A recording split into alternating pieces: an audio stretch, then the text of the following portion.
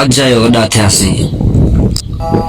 नंढा हुआसीं त दिलि में इहो ई ख़्वाहिश हूंदो हो त काश वॾा हुजूं हा, त हाणे सोचूं था त काश वॾा न हुजूं हा, उहो नंढपिण सही हो। नंढे हूंदे छा कंदा हुआसीं, रुपए जो हिकु लॻड़ उॾंदे ॾिसंदा हुआसीं, पोइ सभई ॻोठ जा छोकिरा हुन लॻड़ जे पोयां 2-2 किलोमीटर बि भॼंदा हुआसीं। त इहो हिकिड़ो लॻड़ न हूंदो हो, पर इहो हिकिड़ो ज़िद हूंदो हो त इहो लॻड़ मां हासिल कयां।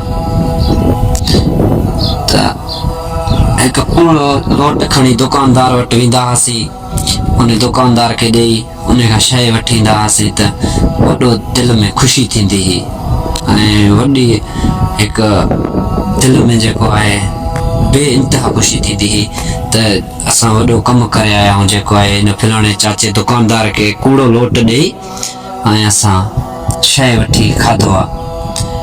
त नंढपिण में जहिड़ो कंदो हो को नंढो ॿार त पोइ लठ कुहाड़ी बंदूक न हूंदो हो, पोइ उन ॿार खे चयो वेंदो हो त तुंहिंजे पीउ खे वञी मां चवां थो त उहो ॿारनि जो जहिड़ो उते ई ख़तम। हिकिड़े घर में पली चढ़ंदी हुई, पोइ पूरे ॻोठ में जेको आहे उन्हनि जो ख़ुशबू ईंदो हो ऐं बनस्पति चांवर हूंदा हुआ।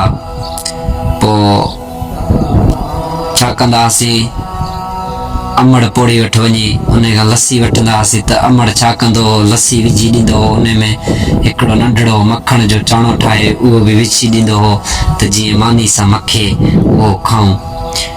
त वरी कंहिंजे घर में जो महिमान अची वेंदो हो त उहो माण्हू ख़ुशि थींदो हो त असांजे घर अॼु महिमान आयो, उनखे वॾो ख़ुशी थींदो हो। असां नंढा हुआसीं त असांखे ख़बर कोन पवंदो हो, वञी सुम्ही रहंदा हुआसीं।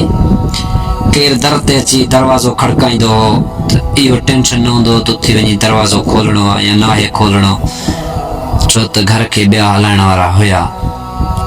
हाणे यकीन कयो त निंड बि नथी अचे, जेको आहे हाणे सोचूं था त काश नंढा ई हुजूं हा, वॾा छो थियासीं। नंढपिण वारो हिकिड़ो ज़िंदगी अजीब ज़िंदगी हूंदो आहे।